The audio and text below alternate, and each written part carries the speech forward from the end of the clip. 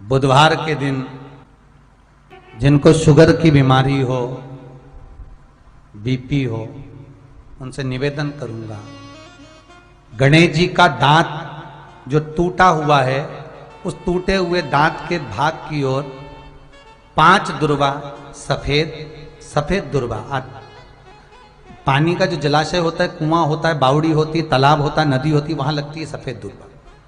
5 सफेद दुर्वा टूटे हुए दांत की ओर समर्पित कर दें बुधवार के दिन दोपहर में ठीक 12 बजे। वही दुर्वा 5 मिनट बाद उठा लें और उस दुर्वा को एक दिन में सुबह खाली पेट एक दुर्वा को खा लें। महाराज, आपका शुगर और बीपी लेवल में मिलेगा। आपने मुझे दुर्वा समर्पित करी है, ये दुर्वा जो मुझे देगा वो वैभव प्राप्त करेगा। जो दुर्वा मुझे समर्पित करेगा उसके जीवन में रोग दूर हटेगा। शंकर भगवान कहते हैं, गणेश, ये दुर्वा बुधवार के दिन, इस दुर्वा का अलग अलग महत्व है महाराज। यदि 41 दुर्वा प्रत्येक बुधवार को गांठ लगाकर गणेश जी को समर्पित कर वापिस उठाकर उस दुर्वा को खाली पेट, आपके घर में भी गणेश जी होंगे, उनको समर्पित करो। खाली पेट इस दुर्वा को केवल चबा चबा कर खा लो और आधे घंटे बाद पानी को पी लो। बुधवार की बुधवार 5 बुधवार करना, गणेश जी को चढ़ाना, सफेद दुर्वा को गणेश जी को समर्पित कर चबा चबा कर खाना।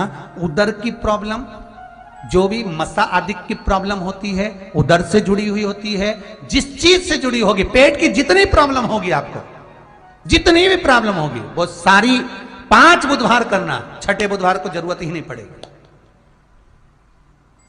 कितनी भी प्रॉब्लम हो पेट से, कितनी, जो जिंदगी भर रोता है, शिव महापुराण की कथा कहती है, भगवान शंकर पार्वती जी से कह रहे हैं, सुनो पार्वती, जो हमेशा रोना रोता रहता है, मेरी दुकान नहीं चल रही, मेरा घर में ये हो गया, परिवार में ये हो गया, बेटे को ये हो गया, बेटी को ये हो गया, जो जिंदगी भर रोता रहता है, भगवान शंकर पार्वती जी से कहते हैं, दिन भर में सरस्वती एक बार मुख से निकलती है। जो दिन भर रोता है, किसी ना किसी चीज के लिए रोता ही रहता है, वो पूरी जिंदगी रोते रोते ही निकालता है।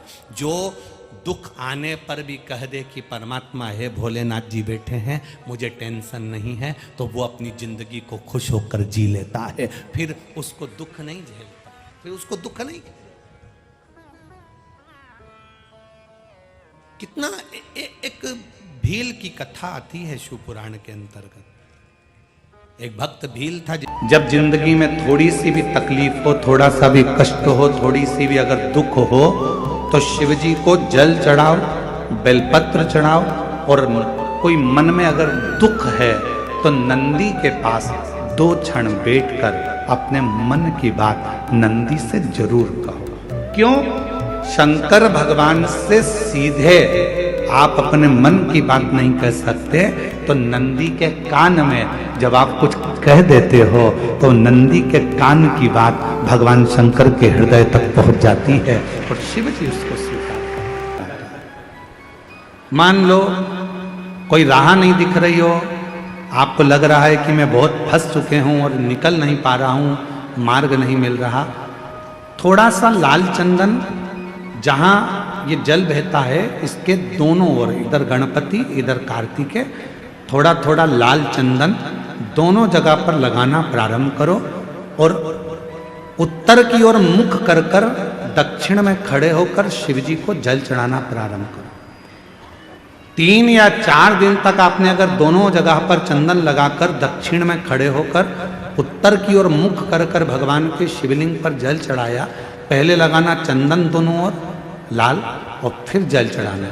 3 से 4 दिन में स्वयं मेरा भोले बाबा आपको मार्ग निश्चित कर देगा और रास्ते क्लियर कर देगा। ज्यादा दिन नहीं, 3-4 दिन। कोई मार्ग यदि निश्चित नहीं। अच्छा, कई लोग ऐसे भी होते हैं कि वो केवल ये सोचते हैं कि हमने ये कर लिया और इसमें, ऐसा नहीं। शिव महापुराण की कथा कहती है कि आपको साथ में परिश्रम भी करना पड़ेगा। और वो स्वामी समर्थ दुनिया के लोग कहते हैं कि ये दत्त का अवतार है, दुनिया के लोग कहते हैं ये नरसिंह जी का अवतार है। पर कभी आपने अगर श्री स्वामी समर्थ जी का दर्शन किया हो तो उनके गले में एक रुद्राक्ष, अंतिम समय तक प्राण छोड़ने के कुछ देर पहले उन्होंने अपना रुद्राक्ष उतार कर अपने एक भक्त को दे दिया था। पूरी जिंदगी उनके गले में एक रुद्राक्ष पड़ा रहा, वो श्री स्वामी समर्थ जी थे। एक रुद्राक्ष अपने गले में धारण करते हैं। कोई कहता है कि दत्त के अवतार है, कोई कहता है शिव के अवतार है, कोई कहता है ब्रह्मा के अवतार है, कोई कहता है नारायण के अवतार है, कोई कहता है राम के अवतार है, कोई कहता है कृष्ण के अवतार है। पर कोई सद्गुरु, कोई संत, कोई साधु, कोई सन्यासी, कोई तपस्वी, कोई साधक, कोई उपासक जब भी भजन करता है, जब भी मंत्र जाप करता है, जब भी नाम जाप करता है, जब भी नाम स्मरण करता है, जब मंत्र में डूबा रहता है, नाम में डूबा रहता है, नाम स्मरण में डूबा रहता है, महाराज वो किसका अवतार है ये तो नहीं कह सकते, पर इतना जरूर कह सकते हैं जो भगवान की भक्ति में डूबने वाला संत होता है, साधु होता है, सन्यासी होता है, इसको बंद कर बाबा, सन्यासी होता है, तपस्वी होता है, साधक होता है, उपासक होता है, वो किसका अवतार है ये नहीं कह सकते, पर इतना जरूर कह सकते हैं कि वो भगवान शिव का, राम का, कृष्ण का, दत्त का कृपा पात्र होता है, इसलिए करुणा कर सकते हैं। तुम्हारा भाग्य देखिए कितना प्रबल होगा। आज श्री स्वामी समर्थ जी एक बार सूरदास जी से मिले थे। श्री स्वामी समर्थ जी एक बार सूरदास जी से मिले। सूरदास जी के नेत्र नहीं थे। श्री स्वामी समर्थ जी ने जाकर सूरदास जी को देखा। सूरदास जी को देखते से स्वामी समर्थ जी ने कहा, आपके नेत्र नहीं हैं। सूरदास जी ने कहा, आप कौन? स्वामी समर्थ जी कहते हैं, मैं स्वामी समर्थ। सूरदास जी कहते हैं, मैंने सुना है कि आपके दरवाजे पर कोई आता है तो खाली नहीं जाता स्वामी समर्थ। जो सूरदास भगवान कृष्ण की लीला का गुणगान करते हैं, जो सूरदास भगवान कृष्ण के गुणगान में लगे रहते हैं, वो सूरदास जी कर रहे हैं स्वामी समर्थ से, मैंने सुना है आपके दरवाजे पर कोई आता है तो खाली नहीं जाता। खाली कुएं को केवल आप एक बूंद पानी डालकर भर देते हो।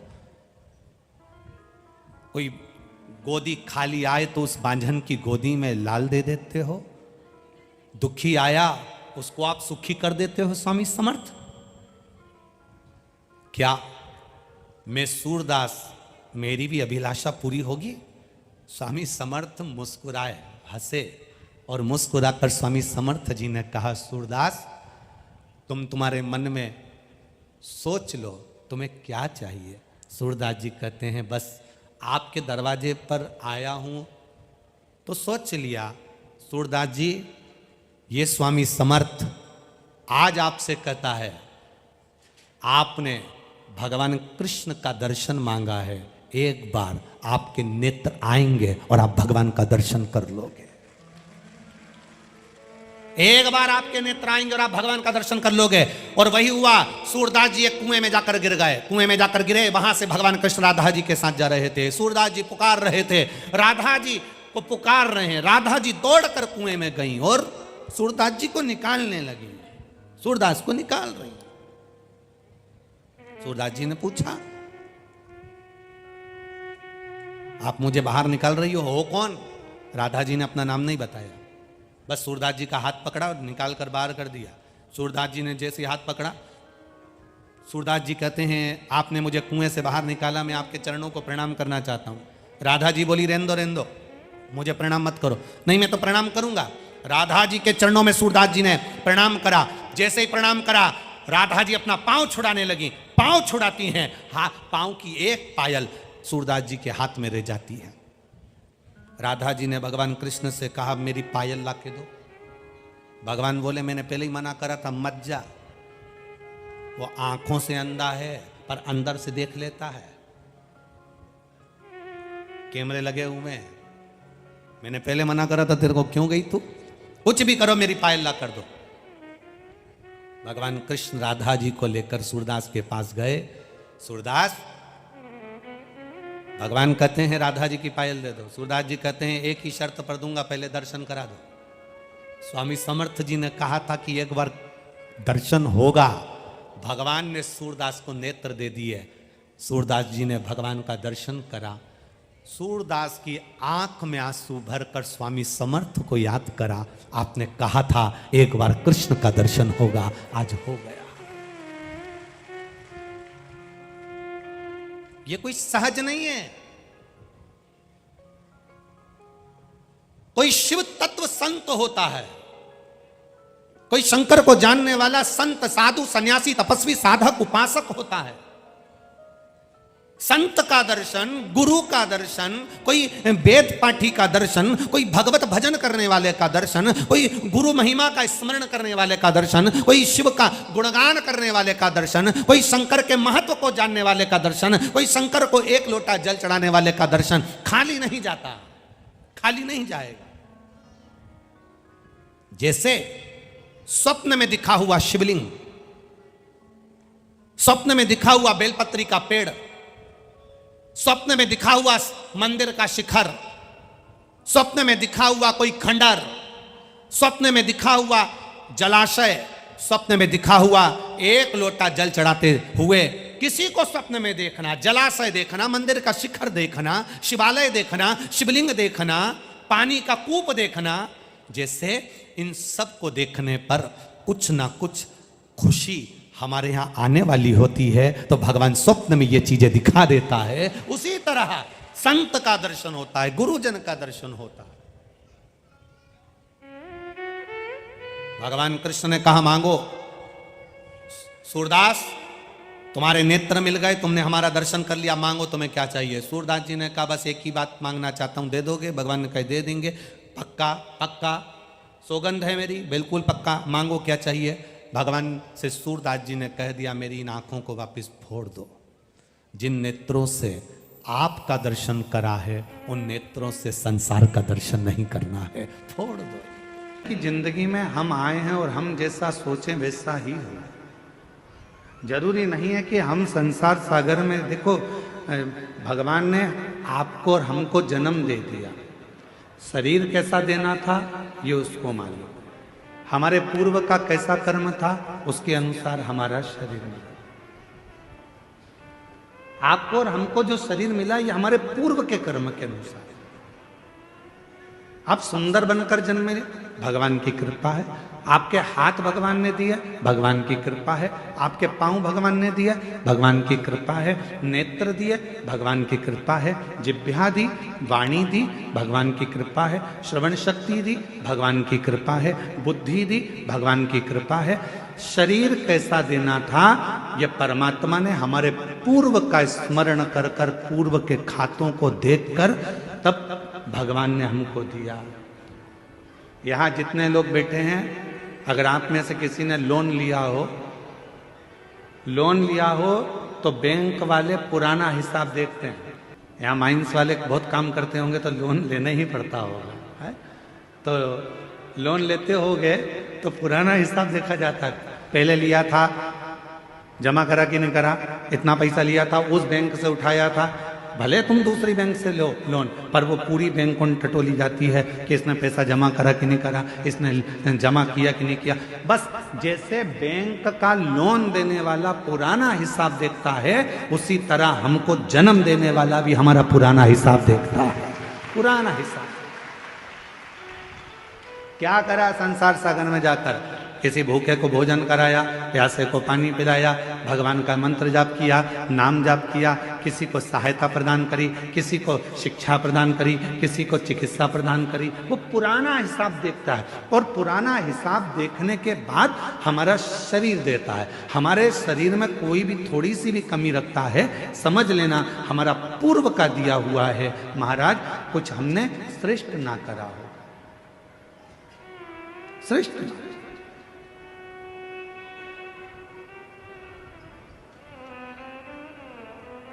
धृतराष्ट्र नेत्र नहीं है।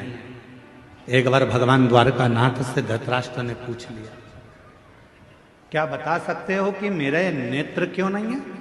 मैं इतना सुंदर जन्मा, मैं इतने बड़े राज्य का राजा बना, मैं इतना बड़ा नरेश बना, मैं इस हस्तिनापुर का राज सिंहासन संभाल रहा हूं और मेरे नेत्र नहीं है। आप बता सकते हो कि मेरी किस्मत ऐसी क्यों लिखी? भगवान द्वारकानाथ ने कहा, पूर्व जन्म में तुम एक सुंदर राजकुमार थे, एक हंस को देख लिया था, उस हंसनी को पकड़ने के चक्कर में वो तुम्हारे हाथ न आई, तो उसके साथ में जितने भी लोग बच्चे थे उन सब के नेत्र तुमने हर लिए थे, इसलिए तुम्हारे नेत्रों को हरा गया। पूर्व का कर्म। कोई पिछले जन्म के अच्छे कर्म मुझे बाबा दे, कोई पिछले जन्म के अच्छे कर्म मुझे बाबा तेरा साथ मिला।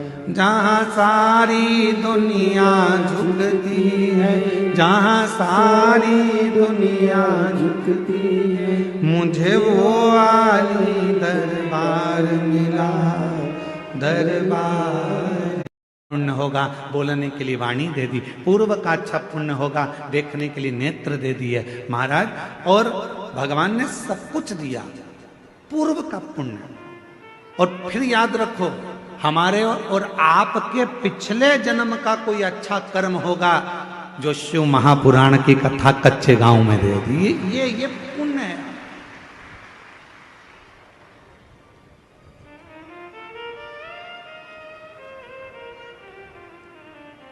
तूने बड़ी कृपा करी, मेरे 2 नेत्र दिए, अगर एक भी गड़बड़ कर देता तो देखने में आनंद, दर्शन में आनंद नहीं आता। तूने बड़ी कृपा करी कि मेरी मुख में वाणी दी, महाराज जब भजन गा रहे थे उनके साथ मैं भी गा रही थी। ये तेरी कृपा है, ये तेरी उदारता है, ये तेरी करुणा। और प्रभु भगवान से कहते रहना, भोलेनाथ ऐसी कृपा करना मेरे बूढ़ा महादेव, ऐसी कृपा करना बूढ़ा देव, ऐसी कृपा करना मेरे महादेव, ऐसी करुणा करना मेरे बाबा कि मेरे शरीर को ऐसे ही चलाते फिराते रहना, इसको पलंग पर मत पटक देना, इसको कहीं हॉस्पिटल में मत पटक देना, चलाते फिराते। पूर्व का कर्म है हमारा। होते कई लोग ऐसे भी होते हैं जिनको खूब समझाओ, पास में कथा हो रही है चले जाओ, भगवान का नाम ले लो, एक लोटा जल चढ़ा दो, भगवान की भक्ति कर लो, पर वो करने को तैयार नहीं होता। उनके रहते हैं, नीम के पेड़ के नीचे कितनी भी गुलाब जामुन की चाशनी डालो, नीम मीठी हो जाएगी? बोलो तो नहीं हो। नीम के पेड़ के नीचे कितनी भी तुम एक काम करो, जलेबी का घोल डाल दो, मीठी होगी? चलो जान दो। अच्छा, करेले के पेड़ के नीचे, करेले के पौधे के नीचे, करेले की बेल के नीचे आप गुलाब जामुन की चाशनी डालो, रसगुल्ले की चाशनी डालो, क्योंकि वो रसगुल्ला खाने के बाद उसका पानी तो काम आता ही नहीं है। तो एक काम करें अपन कि करेले की बेल के नीचे डाल देते हैं तो करेला मीठा हो जाएगा, हो जाएगा। करेला करेला ही रहेगा, नीम नीम ही रहेगी। उसको चाहे तुम की कितनी भी गुलाब जामुन की चाशनी डाल लो, चाहे तुम गुड़ डाल लो, शक्कर डाल लो, तुम्हारी मर्जी पड़ जाए जो डाल लो, पर वो नीम नीम रहेगी, कड़वी की कड़वी रहेगी, करेला कड़वा की कड़वा ही रहेगा। उसी तरह अपने गांव में, अपने नगर में, अपने शहर में, अपने मोहल्ले में, अपनी कॉलोनी में, अपने घर में, अपने परिवार में कोई ना कोई एकाध व्यक्ति नीम और करेले जैसा होता ही, उसको कितना ही समझा लो, कितना ही समझाओ, कितना ही बुराई करता, फिर भी शंकर जी की बुराई करता, फिर भी एक लोटा जल की बुराई करता। गुरु जी हमारे यहाँ वो आए थे, इतने बड़े संत महात्मा, वो भी शिव जी की बुराई कर दिया, वो भी इनने भी ऐसा कर, तो कोई कितना ही समझाए, पर वो नीम नीम रहती है, वो करेला करेला ही रहता, उसको नहीं समझ में महाराज।